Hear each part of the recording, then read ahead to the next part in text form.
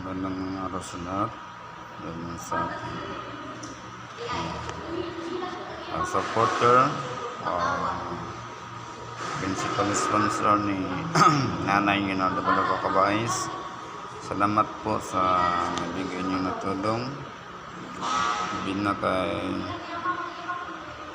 Ate Glory Jean Salguera sa Europe. Maraming salamat po. Nagbibigay po si Ate Glory Jean ng 2,000 para sa financial support ni Nanay Leonardo sa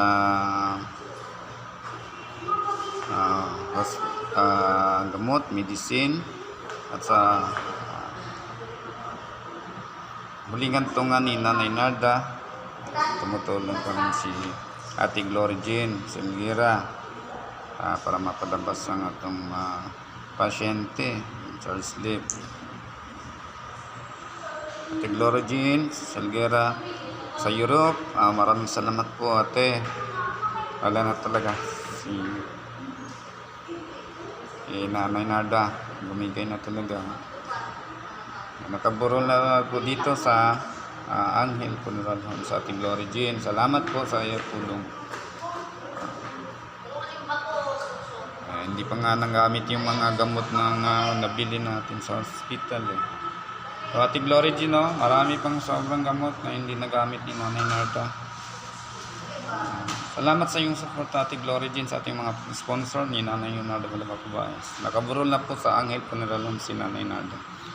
Kaya na po si Nanay Leonardo.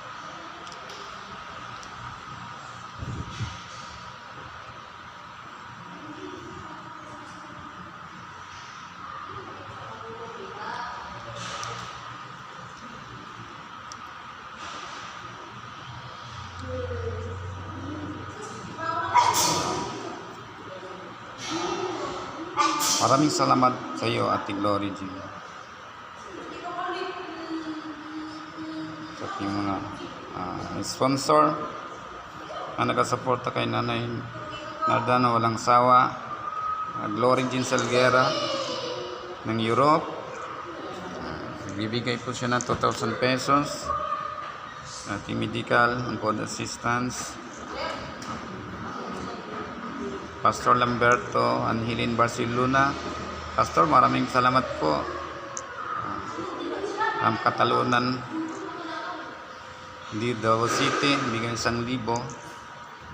Carmelita Sadia Dueñas from Saudi Arabia, 200 pesos. Lovely Kagampa Mallorca, kaibigang nurse, Maa, bigyan ng 200 pesos. Ninita Orcolio, dating konsilor sa Davao, in Mandong, bigyan ng 500 pesos. Aking pamangkin, Brenson April Mendoza, interview, nagbibigay ng 1,000. So, maraming salamat po sa inyong suporta. Hanggang sa huling hantungan ni Nanay Leonardo, nagasuporta pa rin kayo. Itong mga gamot, hindi talaga nagagamit lahat kasi bumigay na si Nanay Leonardo. Yung suporta ninyo, i-donate na lang natin to sa foundation.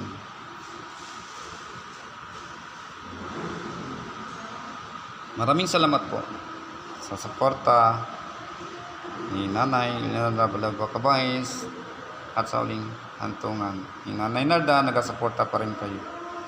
Ay nakaburol na sa Angel Funeral Homes. Maraming salamat po sa inyong lahat.